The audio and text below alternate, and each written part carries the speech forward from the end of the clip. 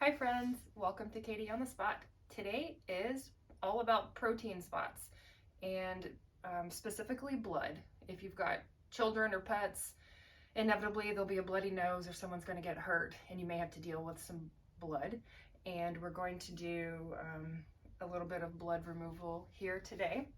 And I highly recommend wearing gloves when you deal with blood or bodily fluids, just as a smart safety precaution.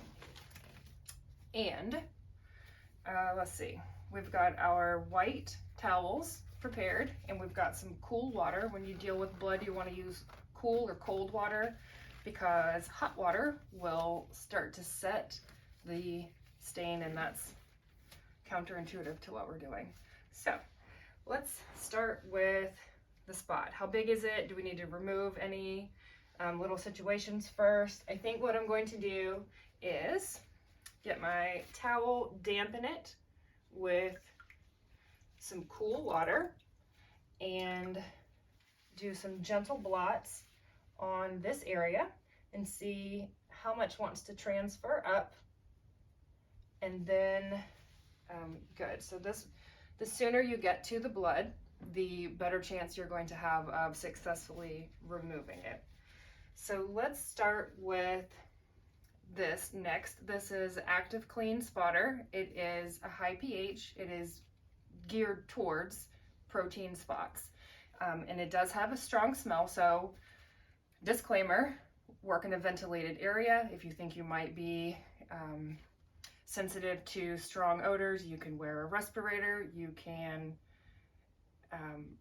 turn on a fan to get some air movement. I'm not your doctor, so consult a physician if you're at all concerned about using the spot cleaner.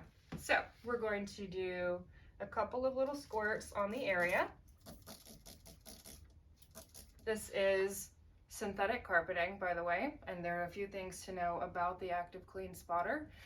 We do not use Active Clean on wool, silk, viscose, or any form of viscose.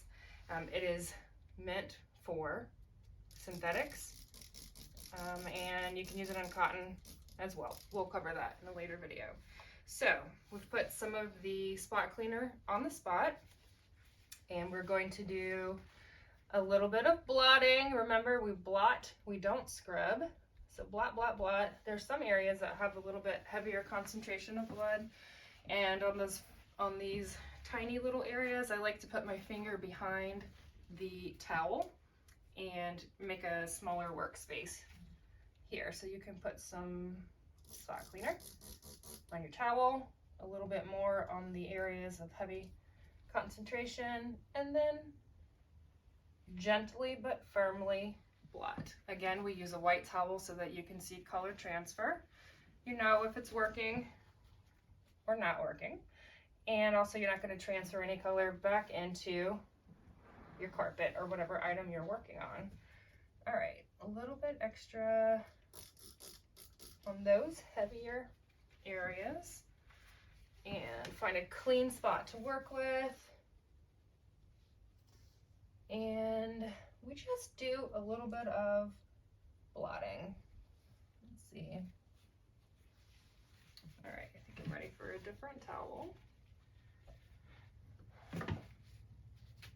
We'll use this hand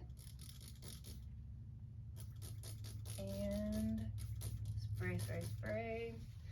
If you have a little bit of extra time, allowing the Active Clean to sit on the blood for a few minutes, which we call dwell time or contact time, is going to make the spot cleaning a whole lot easier. So one of the elements of the cleaning process is that dwell time, and when you reduce the dwell time, which is what I'm doing by spraying and simply blotting it, then you've got to increase some of the other components of the cleaning process, which would be chemical action or mechanical action. So chemical action being what kind of spot cleaner you're using, mechanical action being the blotting. And I think by chatting a little bit with you, oh, I see a little more transfer. that is pretty well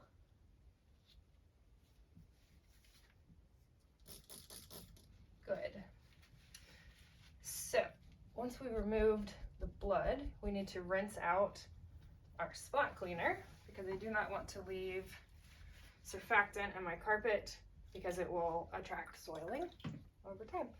All right, so cool water, blot into the area that you were working in, and you're going to change out where you're working on the towel. It's time for a new towel.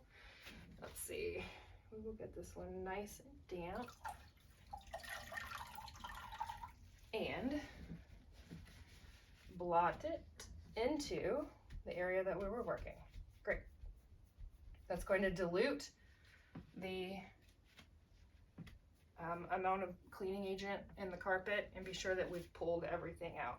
You could always follow this up with a dry towel and step on it, and that will help wick out or pull out any extra moisture that's in the area.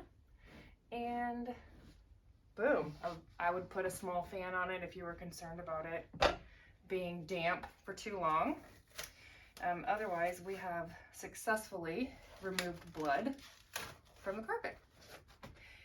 If you have any ideas of videos you'd like to see, you can leave a comment below, click the link below, and if you're enjoying learning about spot cleaning, check out my website and buy some of the spot cleaners that we're using, okay?